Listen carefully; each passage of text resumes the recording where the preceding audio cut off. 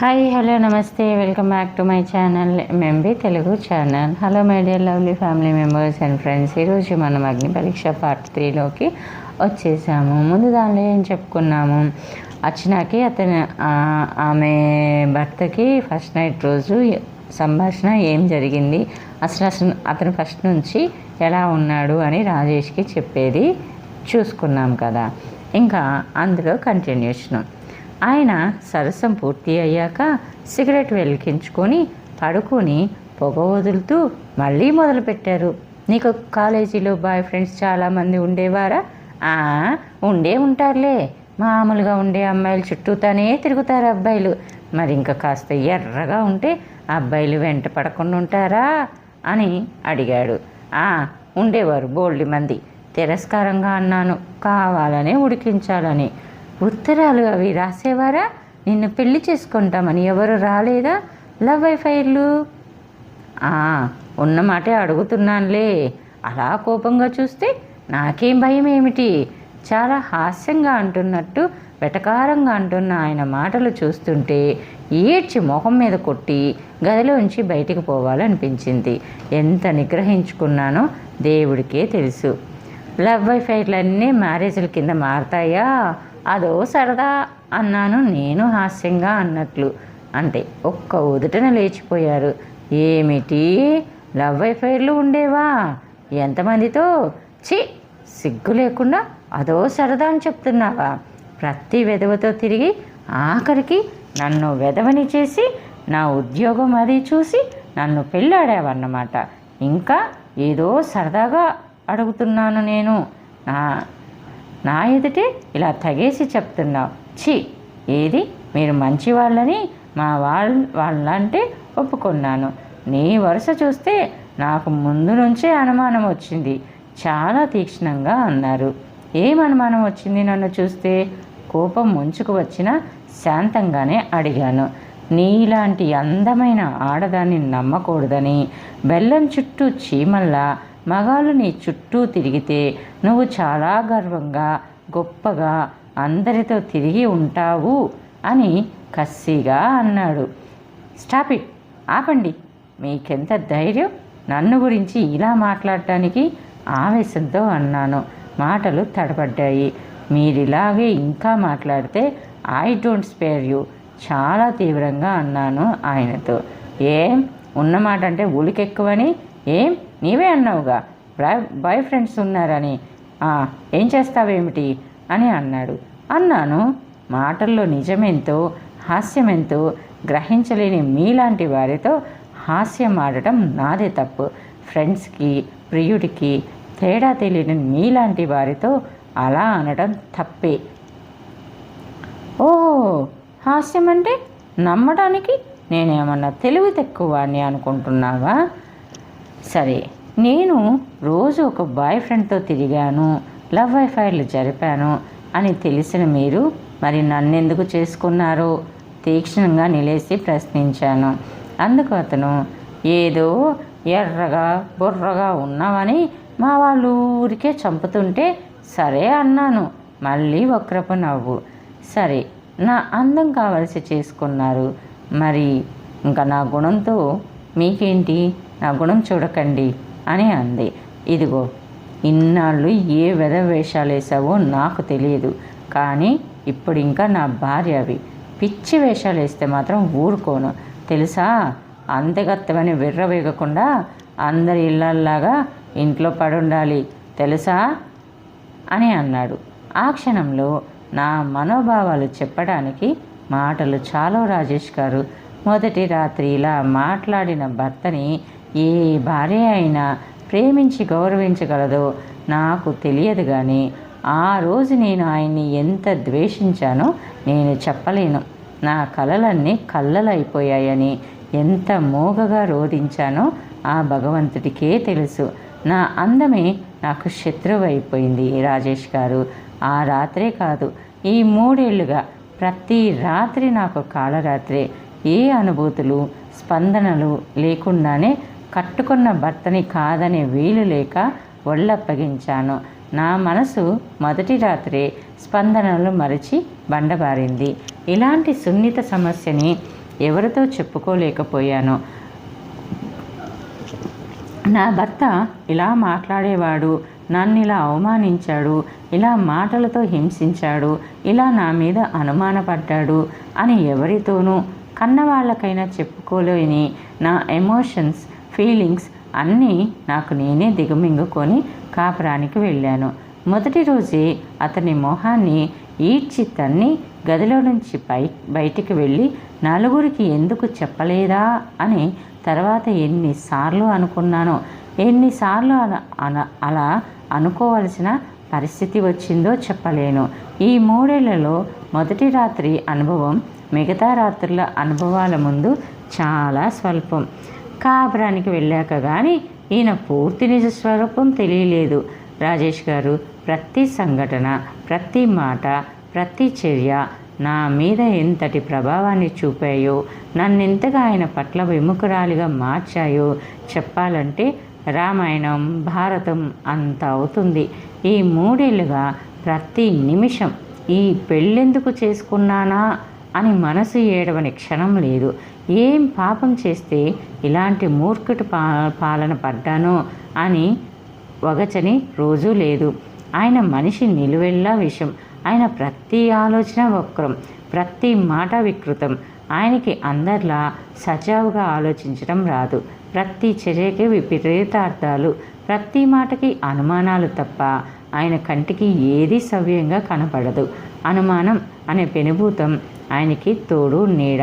నిల్చుంటే తప్పు, కూర్చుంటే తప్పు, అలంకరించుకుంటే అనుమానం, గుమ్మంలో నిల్చుంటే ఎవరి కోసమే చూస్తున్నావు అని అనుమానం, సినిమాకి వెడితే పక్కవాడిని తగిలానో చూచానో అనుమానం, పార్టీకి వెడితే పరాయి మగాడు పలకరిస్తే ఎక్కడ ప్రేమించేస్తానోనని అనుమానం, పార్టీలో నవ్వితే తప్పు, నవ్వకపోతే తప్పు, బాస్ పలకరించితే నవ్వకపోతే కోపం, నవ్వితే అనుమానం, బంధువులలో మామలు బావలు వస్తే సరదాగా మాట్లాడితే వాళ్ళతో ఏదో సంబంధం ఉంటుందని అనుమానం, కడుపుస్తే అది ఆయన వాళ్ళు కాదోనని బాధ, అనుమానం, ఏ చిన్ననాటి స్నేహితులు తారసపడి పలకరిస్తే పాత ప్రియుడని అనుమానం, నే అందంగా ఉన్నందుకు ఏడుపు, అందంగా అలంకరించుకుంటే ఉక్రోషం, నలుగురు నా చుట్టూ మూగి నన్ను ప్రశంసిస్తే ఉడుకుమోత్తనం. ఆయనకి రాజేష్ గారు నా కర్మ కొద్దీ ఆయన పని చేస్తున్నది పెద్ద కంపెనీ ఏమో, తరచూ పార్టీలు ఉండేవి. పెద్ద పొజిషన్లో ఉన్న ఆయనకి నన్ను వెంట పెట్టుకు వెళ్ళక తప్పేది కాదు. మిగిలిన అందరి భార్యలతో వచ్చినప్పుడు ఈయన ఎన్నిసార్లని తీసుకెళ్లకుండా వెళ్ళగలరు?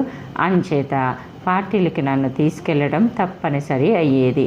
వాళ్ళ మేనేజింగ్ డైరెక్టరు, చైర్మన్ వగైరాలంతా నాతో చాలా బాగా మాట్లాడుతూ నా చుట్టూ చేరేవారు. పార్టీలు ఆయనని ఎవ్వరూ పట్టించుకునేవారు కారు. మిసెస్ రావ్ అంటూ పొగుడుతూ, నవ్విస్తూ నా వెంట ఉండేవారు. చిన్నప్పటి నుంచి అందంగా అలంకరించుకోవడం అలవాటు. అందులో పార్టీలంటే నాకు సరదా.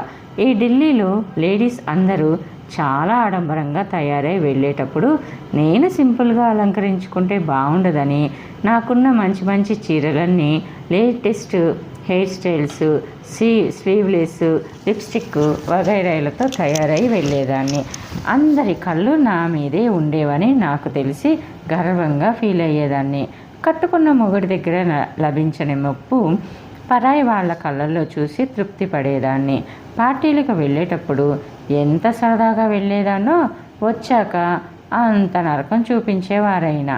వాడితో ఎందుకు నవ్వావు, వీడితో ఎందుకు మాట్లాడావు, మా చైర్మన్ ముసలిపీనుగా నీకంత నచ్చాడా, వాడితో తెగ నవ్వావు, ఆ కపూర్తో ఏమిటా గుసగుసలు, రాత్రికి రమ్మని పిలిచాడా, ఆ పిలానిగాడు గ్లాస్ అందిస్తే తీసుకోవడమేనా, తాగనని చెప్పలేవు, అసలు నీకు ఆడలక్షణాలు ఎక్కడిచ్చాయి, మగాడితో సమంగా తాగి తందనాలు ఆడదామనుకుంటే చంపలు పగలు కొడతాను, అందగత్తెనని నీ అందం చూసి ఎర్రగా బుర్రగా ఉన్న వాళ్ళని వలలో వేసుకుందాం అనుకున్నట్లున్నావు, నీకు మొగుడు ఏడ్చాడని గుర్తుందా పాపం. ఇలా ఆ మాటలు ఎన్నని చెప్పండి రాజేష్ గారు. ఆయన కుళ్ళు కసి అంతా నన్ను తిట్టి తీర్చుకునేవారు. ప్రతి వాళ్ళ భాషలు you are so lucky, Rao to get such a beautiful wife అంటే పొగిడితే ఆ తర్వాత తన కుళ్ళు కసి అంతా నన్ను తిట్టి తీర్చుకునేవారు. వెధవలు, నువ్వు అందగత్తెవని చెప్పాలి కాబోలు అంటే నేను అందంగా లేనని ఎత్తి పడవటం, నిన్ను కట్టుకోవడం ఎంత అదృష్టమో, వెధవలకి ఇలాంటి పెళ్ళం ఉంటే తెలిసేది అనేవారు ఉక్రోషంగా.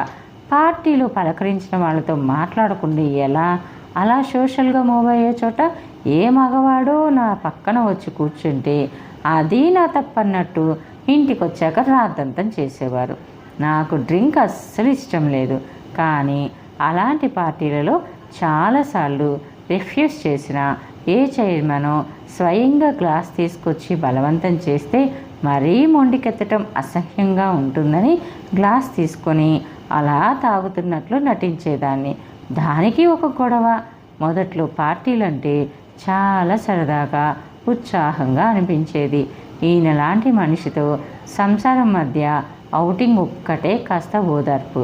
కానీ ఆ పార్టీ తర్వాత మాటలతో ఆయన చేసే చిత్రహింస భరించలేక 4-5 సార్ల తర్వాత పార్టీలకు రానని మొండికేసి వెళ్ళడం మానేశాను.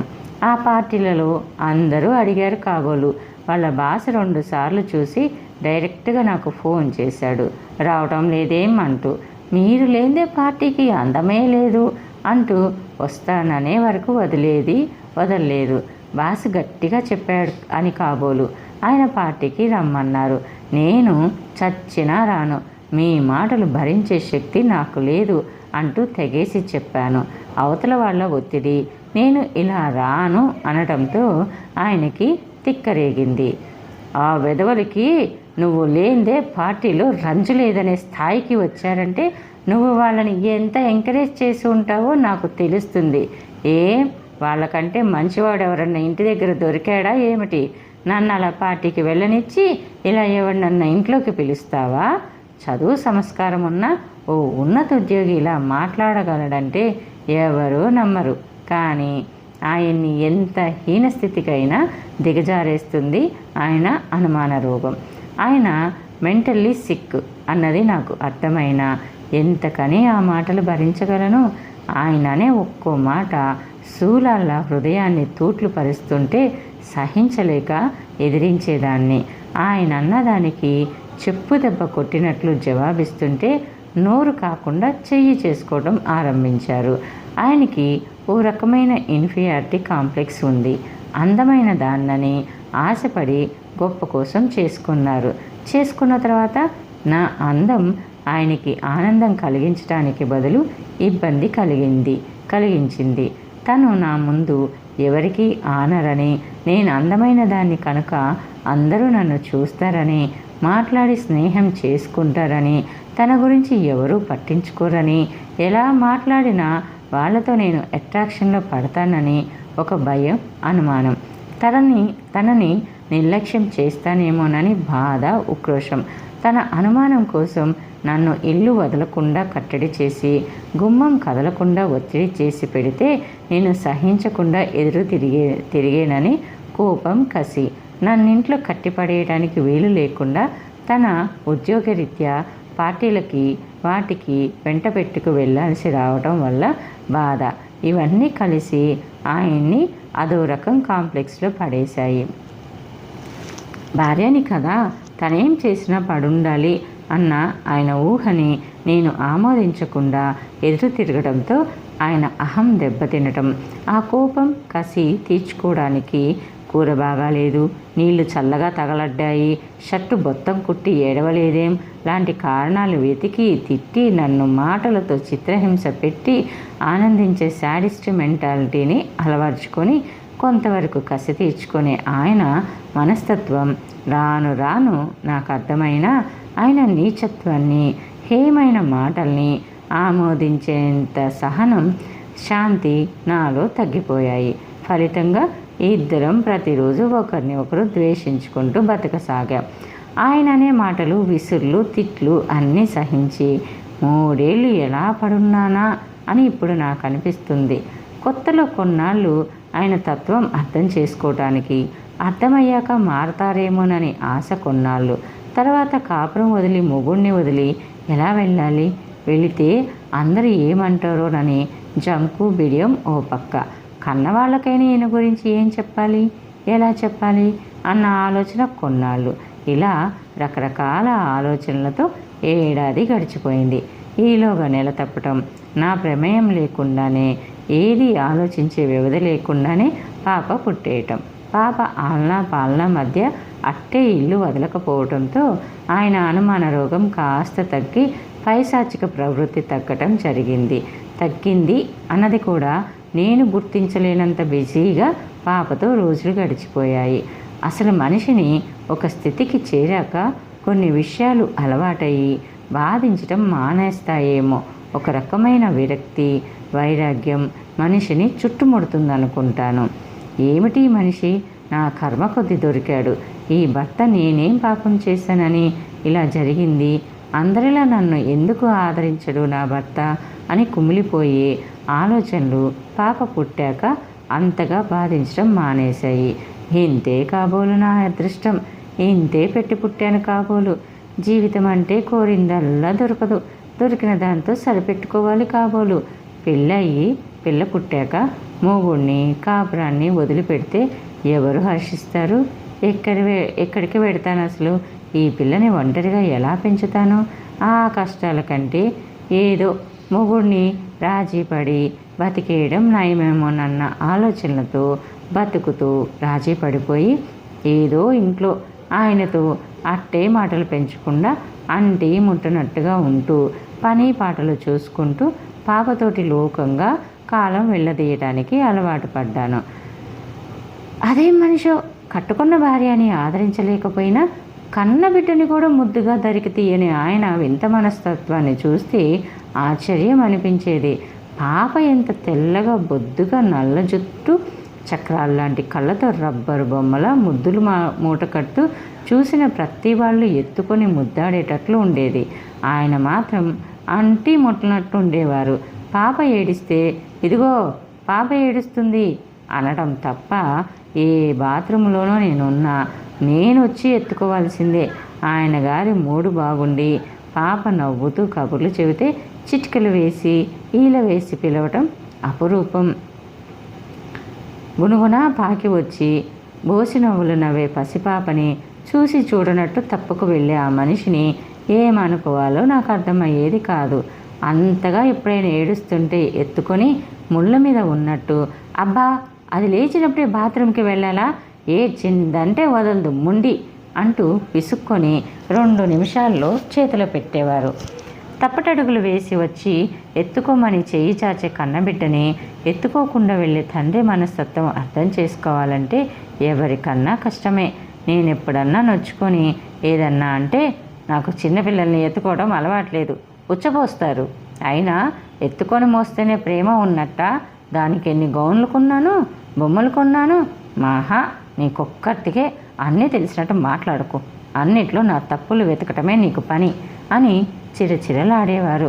పాల డబ్బాలు కొనటం, బట్టలు కొనడంతో ఆయన తండ్రి బాధ్యత తీరిపోయినట్లు మాట్లాడే మనిషికి ఇంకేం చెప్పగలం రాజేష్ గారు?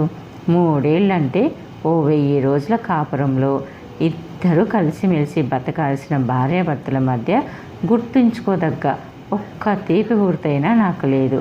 ఆ 1000 రోజుల్లో ఎన్నో వేల సార్లు ఈ పెళ్ళెందుకు చేసుకున్నానా అని ఏడ్చిన రోజులు తప్ప నవ్విన రోజులు, ఆనందంగా గడిపిన రోజులు లెక్క పెడితే ఒక 1000 వేళ్ళు కూడా పూర్తిగావు. అంటే మా ఇద్దరి మధ్య కాపురం ఎంత సామరస్యంగా గడిచిందో అర్థం చేసుకోండి అని అంది అర్చన.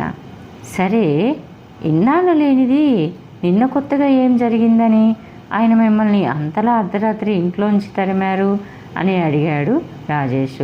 నిన్న న్యూ ఇయర్ డే కదండి, మా కంపెనీ గెస్ట్ హౌస్లో పెద్ద పార్టీ ఇచ్చారు, దానికి వెళ్ళక తప్పలేదు. అసలు కాస్త పాప పెద్దదైన దగ్గర నుంచి మళ్ళీ 2-3 సార్ల నుంచి చైర్మన్ స్వయంగా ఫోన్ చేస్తే తప్పించుకోవడానికి వీలు లేక వెడుతున్నాను. పాప పెద్దదైంది, ఇంకేం ఎక్స్క్యూజెస్ లాభం లేదు, రావాల్సిందే తప్పకుండా అంటూ ఫోన్ చేస్తుంటే ఈయనే రమ్మని తీసుకెళ్లారు. గత 2 సార్లు ఎందుచేతో అట్టే మాటలు అనలేదు. పార్టీ నుంచి వచ్చాక మొహం ముడుచుకున్నారు తప్ప. నిన్న న్యూ ఇయర్ కదా, అంతా గేమ్ మూడ్లో ఉన్నారు. అందరూ బాగా డ్రింకులు పట్టించారు. ఈయన ఫుల్గా గ్లాస్ మీద గ్లాస్ తాగారు. రాత్రి 12 వరకు తాగుడు, గేమ్స్, ఆ తర్వాత డిన్నరు, ఆ తర్వాత డ్యాన్సు. ప్రతి వాళ్ళు చాలా జాలీ మూడ్లో ఉన్నారు. నేను చాలా రోజుల తర్వాత మంచి పార్టీ ఏమో గేమ్స్ అన్నిట్లో సరదాగా పాల్గొన్నాను. ఆఖరణ జంటలందరూ డ్యాన్స్ చేశారు. మేనేజింగ్ డైరెక్టరు, చైర్మన్ ఒకరి తర్వాత ఒకరు వచ్చి డ్యాన్స్కి చెయ్యి అందించి ఆహ్వానిస్తే అలాంటి పార్టీలో తప్పదు కదా. మేనేజింగ్ డైరెక్టర్ నిజానికి చాలా మంచివాడు, 50 దాటినవాడు. చాలా సరదాగా అర్చనాజీ అంటూ మాట్లాడతాడు ఎప్పుడు. ఆ రోజు డోసు ఎక్కువైనట్లుంది. మాటి మాటికి వచ్చి నా భుజం చుట్టూ చెయ్యి వేయటం, డిన్నర్ తింటుంటే ఇది తిను అది తిను అంటూ అన్నీ వడ్డించటం, డ్యాన్స్ చేస్తున్నప్పుడు కాస్త మితిమీరటం నాకు చాలా ఎంబ్రాసింగ్గా అనిపించిన అలాంటి స్థితిలో ఏమనాలో ఏం చేయాలో తోచగా వీలైనంత వరకు మృదువుగా వదిలించుకు తప్పించుకున్నా. ఆ రోజంతా నా వెంట పడ్డాడు అతను. ఈయన ఫుల్ డోసు మీద ఉన్నా అదంతా గమనిస్తూనే ఉన్నట్టున్నారు. పార్టీ అయి ఇంటికి వచ్చాక ఇంకా ఆయన నోటికి అద్దు లేకుండా పోయింది. నిన్న అనని మాట, అనకూడని మాట అని లేకుండా వాడితో కులుకు ఏమిటి? అందరి ముందు వాడిని అలా కౌగులించుకొని డ్యాన్స్ చేస్తావా? మొదట వాడు నీ రంకు మొగుడా అనే వరకు వెళ్ళి నానా తిట్లు తిట్టారు. అవన్నీ విని భరించే శక్తి లేక నేను తిరగబడ్డాను. అసలు పాప పుట్టిన దగ్గర నుంచి నేను ఆయన అన్నదానికల్లా ధైర్యంగా ఎదిరించి జవాబునిస్తున్నాను. ఊరుకుంటే మరీ రెచ్చిపోతారని. పార్టీకి తీసుకువెడుతుంది మీరు, రానంటే మీ పై అధికారులు బలవంతం చేస్తున్నారని వస్తున్నాను. పార్టీకి తీసుకెళ్ళి వాడలా వీడలా అంటే అది నా తప్ప అంటూ నేను ఎగిరాను. మీరొక్క మాట అంటే ఇంకా సహించను. ఇప్పుడే మీరు ఇలా నన్ను హింసిస్తున్నారని మీ చైర్మన్కి చెప్పి మీ ఉద్యోగం ఊడబీకిస్తాను. వాళ్ళు మీకు బాసులు. వాళ్ళని నిర్లక్ష్యం చేస్తే మీ పట్ల వాళ్ళకి ఇంప్రెషన్ పోతుందని మీ ఉద్యోగం కోసం మిమ్మల్ని సహించాను ఇన్నాళ్ళు. మీ ప్రవర్తన అంతా చెప్తే మీ ఉద్యోగం ఊడడానికి అరక్షణం పట్టదు. నన్ను ఇలా అడుగడుగున హింసించడం ఆపకపోతే నేను చేసేది చేసి చూపిస్తాను అని గట్టిగా అరిచాను. నా మాటలకి ఆయన మగ అహం దెబ్బతింది. అస్సలే కోపిష్టి. దానికి తోడు తాగుడు ఎక్కువైంది. ఇంకేముంది, కట్లు తెగిన కోతిలా గెంతి నీకెంత పొగరే, ఆడముండవి నువ్వు నా ఉద్యోగం ఊడబెక్కిస్తావా? నీకెంత పొగరు, నీ అందం చూసుకొని కాదు ఈ బుర్ర తిరుగుడు. యాసిడ్ పోసి నీ మొహం కాలుస్తాను. పోముండా, ఆ చైర్మన్ దగ్గరికి పోయి చెప్పు. వాడి దగ్గరికే పో, వాడితోనే ఉండు. నీకు మొగుడెందుకు అంటూ నానా మాటలని చెయ్యి పట్టుకు లాక్కెళ్ళి గుమ్మంలోకి ఈడ్చారు. గొడవకి నిద్రలేచి ఏడుస్తున్న పాపని రెక్క పట్టుకు తీసుకొచ్చి నా ఒళ్ళో విసిరేశారు. పో చావు, ఎవరితో చస్తావో అంటూ తలుపు తటాలన మోసుకున్నారు. అర్ధరాత్రి ఇంత పని చేసి ఇంట్లోంచి గెంటుతారనుకోలేదు. ఇక మిగతాదంతా మీకు తెలుసు కదా అంటూ అర్చన నిట్టూర్చింది. బాగుంది, హాయిగా పెద్ద ఉద్యోగం, చక్కని భార్య, ఎంతో హాయిగా గడపాల్సిన జీవితాన్ని ఆయన ఇలా కుక్కలు చింపిన విస్తర్లా చిందరవందర్లా చేసుకున్నారు అని అన్నాడు. నా అదృష్టం అలా ఉంది రాజేష్ గారు. ఏదో బాగా చదువుకున్నవారు, పెద్ద ఉద్యోగి, మంచి కుటుంబం అనుకుంటాం కానీ ఇలాంటి ప్రవృత్తి ఆయనదని ఎవరు మాత్రం అనుకుంటారు? ఆయనకే మగవాడు. నా బతుకు కుక్కలు చింపిన విస్తరిలా అయ్యింది. ఎంత పురోగమించాం అనుకున్నా ఈనాటికి భర్తని, కాపురాన్ని వదిలిన స్త్రీకి సంఘంలో గౌరవం ఉండదు. గౌరవం సంగతి అటుంచి ఎన్నో ఇబ్బందులు, ఇంకెన్నో సమస్యల్ని ఎదుర్కోవాలి. పట్టుమని 25 ఏళ్ళు లేని నాకు అప్పుడే జీవితంలో అన్ని అనుభవాలు పూర్తయిపోయాయి. అర్చన గొంతు పట్టుకుంది. కళ్ళల్లో తిరిగిన నీరు అతనికి చూపలేక ముఖం పక్కకు తిప్పుకుంది. రాజేష్కు కూడా నిజమే అనిపించింది. అతని మనసు కూడా వికలమైంది. అయినా ఆమెకు ధైర్యం చెప్పాలని, భలేవారే మీరు, ఏదో జీవితం సమస్తం అయిపోయినట్లు అంత బాధపడుతున్నారేమిటి? అప్పుడే మీ ముందు ఇంకా ఎంతో బతుకుంది. రోజులు మారాయి. ఓ స్త్రీ భర్తతో విడిపోయినంత మాత్రాన ఆమెకి అన్ని సమస్యలు ఎదురవుతాయని అంత భయపడడానికి ఏముంది? చదువుకున్నారు, ఏదో ఉద్యోగం చేసుకొని మీ పాపని పెంచి పెద్ద చేసుకోగలరు. ఏ సహృదయుడో కాస్త సంస్కారం ఉన్నవాడో తటస్థపడి మిమ్మల్ని మళ్ళీ పెళ్లి చేసుకోవచ్చు ఓదార్పుగా అన్నాడు రాజేష్. అందుకు అర్చన, మీరు చాలా ఉదారంగా ఆలోచిస్తున్నారు. ఈ దేశంలో ఓసారి పెళ్ళైన ఆడదాన్ని, అందులో పిల్ల తల్లిని పెళ్ళాడడానికి వచ్చే మగవారు ఎవరండి బాబు? విరక్తిగా నవ్వి అంది. ఎందుకుండరండి, మనుషుల్లో మార్పు వస్తుంది.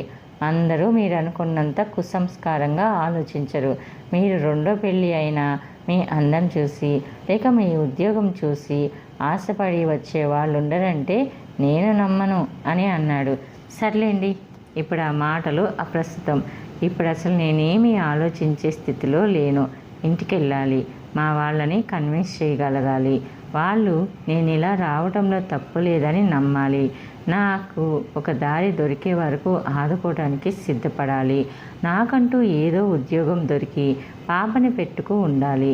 చాలా రోజులు పడుతుంది ఇవన్నీ జరగడానికి. లేక ఇటు అటు అందరూ కలిసి నన్ను తిట్టి ఆయన్ని మందలించి కాపురానికి పంపిస్తారు. అందరి మాటలకి ఎదురు చెప్పలేక మళ్ళీ బలి పశువు మాదిరి ఇక్కడికే వస్తాను. రేపు అన్నది ఎలా ఉంటుందో ఆలోచించుకోలేకపోతున్నాను అని అంది. ఆలోచించకండి, అనవసరంగా మీరెక్కువ ఆలోచిస్తున్నారు. కాలానికే వదిలేయండి అని అన్నాడు రాజేష్. రాజేష్ గారు, ఈరోజు మీ సాయం నేనెప్పుడూ మరవను. మీరుండబట్టి నేను ఇలా ధైర్యంగా నిలబడి రైలు ఎక్కాను. కంపార్ట్మెంట్లో కూర్చొని రైలు కదలబోయే ముందు మరోసారి కృతజ్ఞతలు చెప్పింది అర్చన. నేను వెళ్ళాక మీ టికెట్ డబ్బు పంపిస్తాను అని అంది. అందుకు రాజేష్, మీరు ఆ డబ్బు పంపిస్తే నేను చాలా ఫీల్ అవుతానని మరోసారి చెప్తున్నాను. నన్ను మరీ అంత తక్కువ అంచనా వేసి అవమానించకండి. మీరు వెళ్ళాక క్షేమంగా చేరినట్టు రాయండి. నన్ను స్నేహితుడిగా భావిస్తే అక్కడ జరిగింది మీ వాళ్ళ నిర్ణయం, అదే రాయండి. కోర్స్ నన్ను మిత్రుడిగా అంగీకరిస్తేనే అనుకోండి అనేసి అన్నాడు. తప్పకుండా రాస్తాను. నా మనసు విప్పి చెప్పుకున్నది మీ ఒక్కరితోనే ఇప్పటి వరకు. వీలు చూసుకొని అన్ని విషయాలు రాస్తాను. అదిగో విసిలు వేశారు, రైలు కదులుతుంది. మరి మీరు వెళ్ళండి. నా కోసం చాలా చాలా శ్రమ పడ్డారు అభిమానంగా చూస్తూ అంది అర్చన. రాజేషు పాప బుగ్గలు నిమిరి, పూజ టాటా, అర్చన గారు bye, good luck to you అంటుండగా రైలు కదిలింది. అర్చన పూజ చెయ్యి ఊపారు. ఆటోలో ఇంటికి తిరిగి వస్తుండగా కానీ, అర్రే అర్చనని ఆమె అడ్రస్ అడగలేదే, అడ్రస్ తీసుకోవాల్సింది అన్నది తట్టనే లేదు. అయ్యో మరిచిపోయాను ఆ మాట అనుకున్నాడు. సర్లే, ఆమె ఉత్తరం రాస్తానంది కదా, అడ్రస్ రాయకుండా ఉంటుందా అనుకొని సమాధానపడ్డాడు. రాజేష్ గారు 20 రోజుల తర్వాత అర్చన నుంచి ఉత్తరం అందుకోగానే ఆరాటంగా చదివాడు. రాజేష్ గారు, క్షేమంగా చేరాను. మీరు చేసిన సాయానికి ఉత్తరం ద్వారా ఇంకోసారి థ్యాంక్స్ చెప్తున్నాను. టికెట్ డబ్బు పంపితే మిమ్మల్ని అవమానపరిచినట్లవుతుందన్నారని భయపడి పంపటం లేదు. రాజేష్ గారు, గుమ్మంలో కాలు పెట్టినది మొదలు ఈ 20 రోజులుగా ఇంట్లో వాళ్ళు నన్ను ఎదుర్కొంటూ నమ్మించాలని ఒప్పించాలని ఇదంతా 4 రోజులుంటాయి. తర్వాత గొడవలు అవే సర్దుకుంటాయని నచ్చచెప్తూ మందలిస్తూ బతిమాలుతూ కోపగిస్తూ నానా రకాల అస్త్రాలు ప్రయోగించి నన్ను తిరిగి ఎలాగైనా ఆయన దగ్గరికి పంపాలని ప్రయత్నిస్తూనే ఉన్నారు. నా మొగుడు ఇలాంటి వాడు అని సిగ్గు విడిచి చెప్పుకున్నా ప్రతి మగవాడిలో ఏదో బలహీనతలు ఉంటూనే ఉంటాయని సమర్థిస్తారు. నీవు కాస్త అనుకువగా ఉంటే అతనే 4 రోజులు అని దారికి వస్తాడే, ఆ తర్వాత అని నచ్చ చెప్తున్నారు. కాపురం వదులుకుంటే నష్టపోయేది నీవే కానీ అతడు కాడు, మగాడు. అతనికే నీవు పోతే మరొకటిని చేసుకుంటాడు.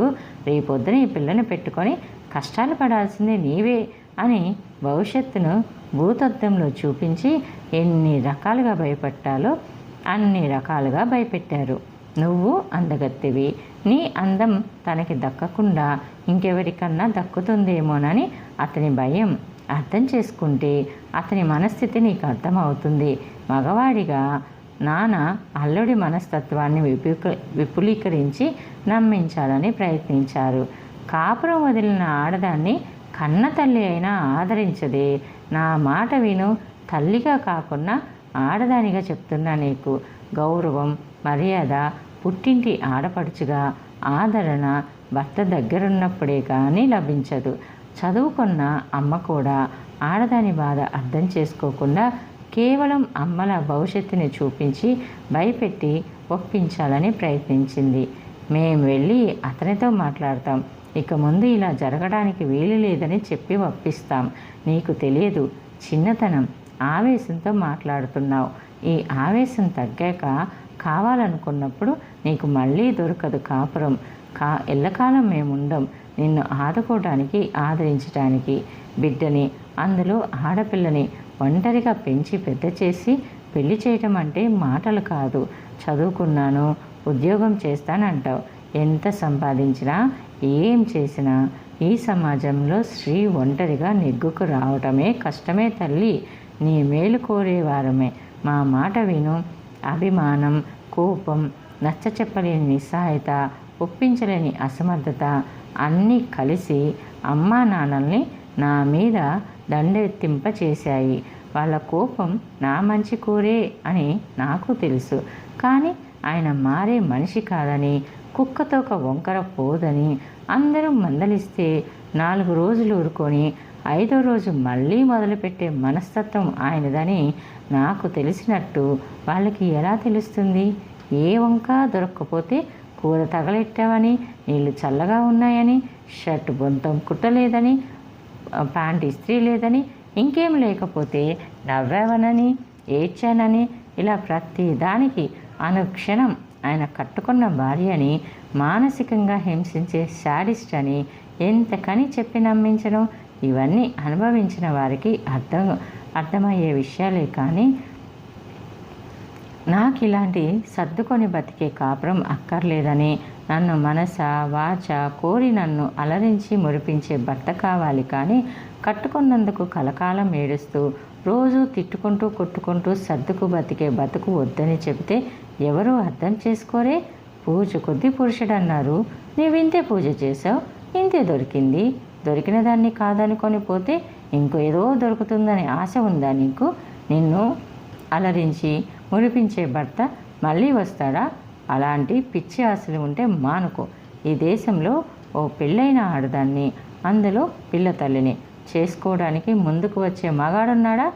ఏదో నీ అందానికో డబ్బుకో ఆశపడి చేసుకున్న పిల్ల తల్లిని చేసుకున్నానని అనుక్షణం నిన్ను సాధించి వేధించి నీ బతుకు మరోసారి నరకం చేయడని ఏమన్నా ఉందా అంటూ నేను అనుకోని ఆలోచించిన విషయాలన్నీ వాళ్ళే ఆలోచించేసి నా భవిష్యత్తు ఇది అని రాసిచ్చేసినట్టే భయపెడుతూ మా అత్తగారిని పిలిపించారు. మాటలు, సంప్రదింపులు, వాద ప్రతివాదాలు అన్నీ అయ్యాయి. వాళ్ళు మంచివాళ్ళు, సంస్కారవంతులు. తమ కొడుకుదే తప్పని ఒప్పుకున్నారు. ఏదో మూడీగా ఉంటాడు, రిజర్వ్డ్ టైప్ అనుకున్నాం. కానీ వాడి మనస్తత్వం మారకపోగా ఇంకా ఇలా తయారవుతాడని అనుకోలేదమ్మా అని వారే తప్పు చేసినట్టు నొచ్చుకున్నారు. కొడుకుని ఎన్నిసార్లు రమ్మని పిలిచినా, ఫోన్లు చేసినా రాకపోయేసరికి వాళ్ళే వెళ్ళి మాట్లాడారు. ఏమడిగినా, ఎంత తిట్టినా తప్పు ఒప్పుకొని కొడుకుని ఒప్పించలేక, సంధి కుదర్చలేక వాడి కర్మ అంతే అని సరిపెట్టుకున్నారు ఆ తల్లిదండ్రులు. నా కర్మానికి నన్ను వదిలేసి ఏ రకంగానూ నన్ను ఒప్పించలేక అమ్మా నాన్న అలిగి నా మీద సత్యాగ్రహం ప్రకటించి మాటలు మానేశారు రాజేష్ గారు. అందరూ ఈ విధంగా దండెత్తేంత తప్పు పాపం నేనేం చేయలేదని వాళ్ళని ఎలా నమ్మించను? నేను వాళ్ళకి భారం కాను. ఓ ఏడాది పాటు నన్ను కాస్త ఆదుకుంటే ఏదో ఉద్యోగం చేసుకుని నా బ్రతుకు నేను బతుకుతానన్నా. వాళ్ళకి నేనేదో బరువైన గుదిబండ అయినట్టు బాధపడుతున్న అమ్మా నాన్నల్ని నేనేం చెప్పి నమ్మించగలను? నా కోసం మీరేం ఖర్చు పెట్టినా ఉద్యోగంలో చేరాక తీరుస్తాను అని చెప్పిన.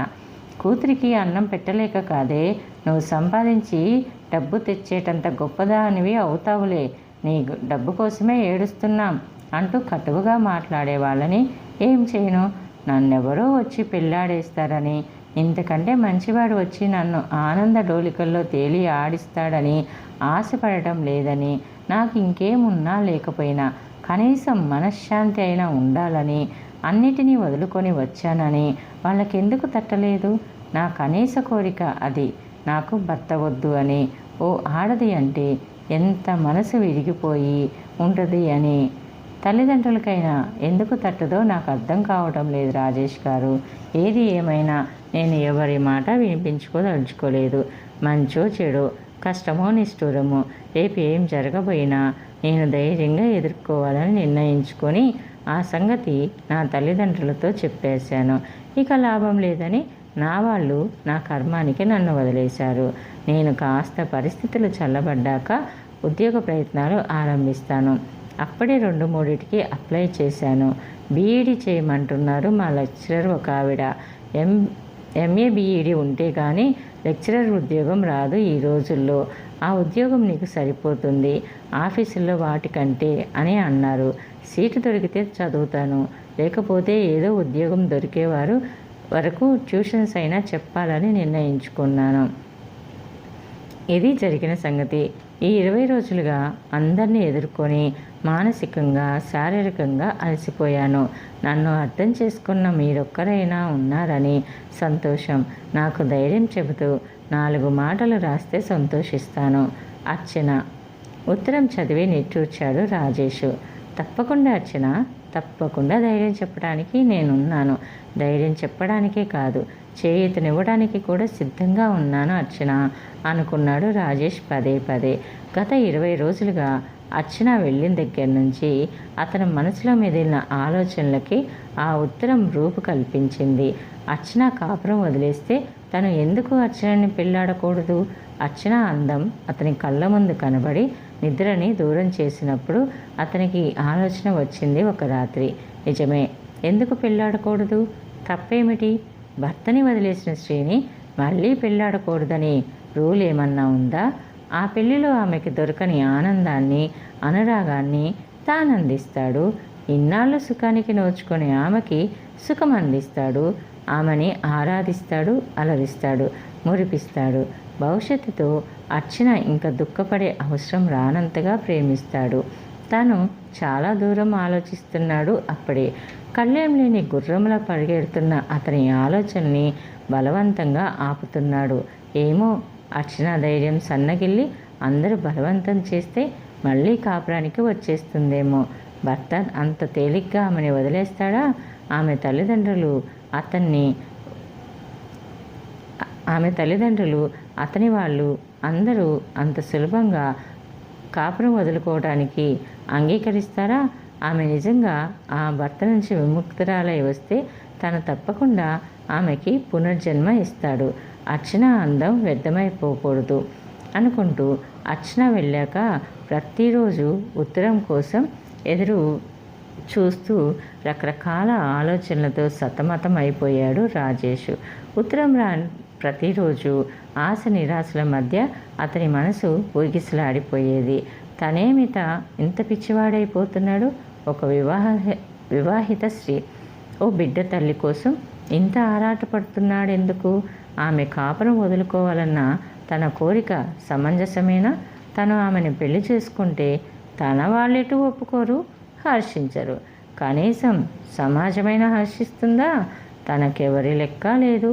అర్చన ఒప్పుకుంటే చాలు. అరక్షణంలో 1000 ఊహలు చుట్టుముట్టి ఉక్కిరి బిక్కిరి చేశాయి అతన్ని. అతని సంతోషం నిమిషం నిలవలేదు. ఎందుకంటే అర్చన అడ్రస్ ఇవ్వలేదన్నది తట్టాక ఉత్తరం తిరగేసి మరగేసి ఆరాటంగా చూశాడు. నిమిషంలో ఆ ఆకాశంలో నుంచి భూమి మీదకి విసిరేసినట్లయిపోయింది అతని మనస్థితి. ఓ గాడ్, ఎంత స్టూపిడ్ ఉమెన్! అడ్రస్ ఇవ్వలేదు. తానెంత స్టూపిడ్! ఆమె తండ్రి పేరన్నా అడగలేదు, అడ్రస్ అయినా తీసుకోలేదు. అతని గుండెలు మళ్ళీ దిగులుతో బరువెక్కాయి. తానుట్టి స్టూపిడ్. కనీసం ఆమె టికెట్ డబ్బు పంపిస్తున్నానన్నప్పుడన్నా ఊరుకున్న, డబ్బు పంపినప్పుడు from address money order form చేసి చూసినా తెలిసేది. అర్చన అడ్రస్ ఇవ్వటం మర్చిపోయిందా? కావాలని ఇవ్వలేదా?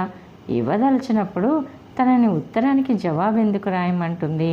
హడావుడిలో రాయటం మర్చిపోయి ఉంటుంది అనుకుని హతాశుడైపోయాడు రాజేష్.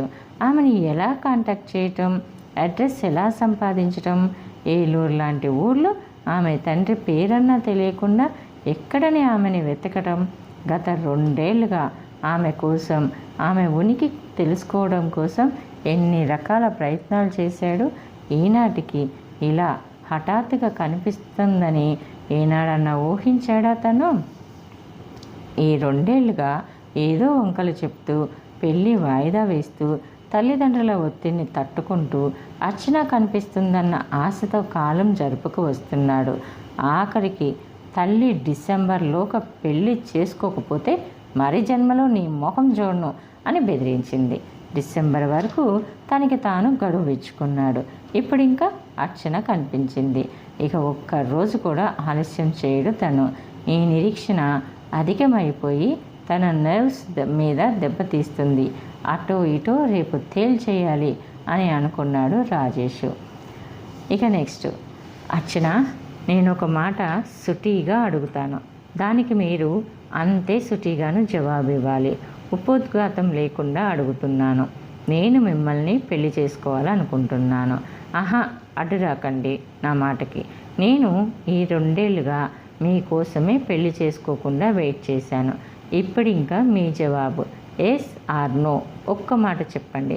దీనికోసమే, ఈ మాట అడగడం కోసమే నేను వచ్చాను మీ దగ్గరికి అని మర్నాడు ఊరి నుంచి వచ్చి రాగానే అర్చన అందించిన కాఫీ కప్పు అందుకొని సుటీగా అర్చన ముఖం వంక చూస్తూ అడిగేశాడు రాజేష్. అర్చన ఒక్క నిమిషం తెల్లబోయింది. మరుక్షణంలో ఆమె ముఖం ఎర్రబడింది. మీరేమంటున్నారో తెలిసి అడుగుతున్నారా? తడబడుతూ అంది. అన్నీ తెలిసే, అంతా ఆలోచించే అడుగుతున్నాను అర్చన. ఏది ఆలోచించకుండా ఊరికే పిచ్చిగా అనడానికి నేనేం టీనేజ్ కుర్రాన్ని కాను. నాకేం కావాలో తెలిసే అడుగుతున్నాను అని అన్నాడు. అందుకు, కానీ ఎలా? నాకు పాప కూడా ఉందన్న మాట మర్చిపోయారా? పెళ్ళైన దాన్ని, పిల్ల తల్లిని నన్ను చేసుకునే కర్మ మీకేమిటి? పెద్ద ఉద్యోగం, హోదా, అంతస్తు అన్నీ ఉన్న మీకేంటి కర్మ? కర్మ అనుకుని ఉంటే అడిగేవాడిని కాను. నాకు ఇంకేం పిల్ల దొరకదని అడగలేదు అర్చన. నువ్వు నాకు కావాలనిపించింది అంతే. అలా ఎందుకు అనిపించింది అంటే దానికి జవాబు లేదు నా దగ్గర అని అన్నాడు. కానీ మీ వాళ్ళు అందరూ బిడియంగా తల వదించుకుంది. అదంతా నాకు వదిలే, ముందు ఒక్క మాట ఎస్ ఆర్ నో చెప్పు, కమాన్ అని అన్నాడు. నాకేం తెలియటం లేదు రాజేష్ గారు, ఏం చెప్పాలో అస్సలు తెలియటం లేదు. ఇంకా అసలు డైవర్స్ కూడా అవ్వలేదు. ఇటు పాప అని అంటూ ఉండగా, మీ పాప నా పాప అవుతుంది పెళ్ళయ్యాక. పాప బాధ్యత నాది. పాపకి కన్న తండ్రిని కాకపోయినా కన్న తండ్రిలా ప్రేమించగలనని మాట ఇస్తున్నాను. డివోర్స్ సంగతి చూద్దాం, మ్యూచువల్ అండర్స్టాండింగ్ మీద తీసుకోవచ్చు. ఆయన మాత్రం పెళ్లి చేసుకోకుండా ఎన్నాళ్ళు ఉంటారు? మీ అత్తగారు మామగారి ద్వారా ప్రయత్నించవచ్చు అని అన్నాడు. కానీ రాజేష్ గారు, మీరేదో ఆవేశంలో ఏదో నిర్ణయం తీసుకొని తర్వాత విచారిస్తారేమో. ఇలా పెళ్ళైన పిల్లతల్లిని చేసుకున్నానని విచారిస్తారేమో. అప్పుడు నా సంగతి ఏమవుతుంది అని అడిగింది. అబ్బబ్బా అర్చన, నేను అన్ని వైపుల నుంచి ఆలోచించకుండానే ఈ నిర్ణయానికి వచ్చానన్నా నీ ఉద్దేశం? నేనంత తెలివి తక్కువ వాడిని కాను. నా బతుకు పాడు చేసుకునే తెలివి తక్కువతనం మాత్రం లేదు నాకు. నన్ను నమ్ము అర్చన. భవిష్యత్తులో నువ్వు విచారించే రోజు రానియకుండా చూసుకుంటానని చెప్తున్నాను. ఇంతకంటే నీకేం చెప్పి నమ్మించలేను. నన్ను నమ్మగలిగితే, నా మాటల్లో విశ్వాసం ఉంచగలిగితే నీ అంగీకారం చెప్పు అని అన్నాడు. తర్వాత ఏం జరిగింది అనేది తెలుసుకోవాలి అని అనుకుంటే నెక్స్ట్ ఎపిసోడ్ వరకు వెయిట్ చేయండి. నేను చెప్పే విధానం నచ్చితే తప్పకుండా ఒక లైక్ ఇవ్వండి. అలానే స్టోరీస్ వినే ఇంట్రెస్ట్ మీ ఫ్రెండ్స్ అండ్ ఫ్యామిలీ మెంబర్స్లో ఎవరికైనా ఉంటే ఈ నా ఛానల్ని వాళ్ళకి షేర్ చేయండి. ఓకేనా? Thanks for the watching. Bye bye. Take care. See you soon again.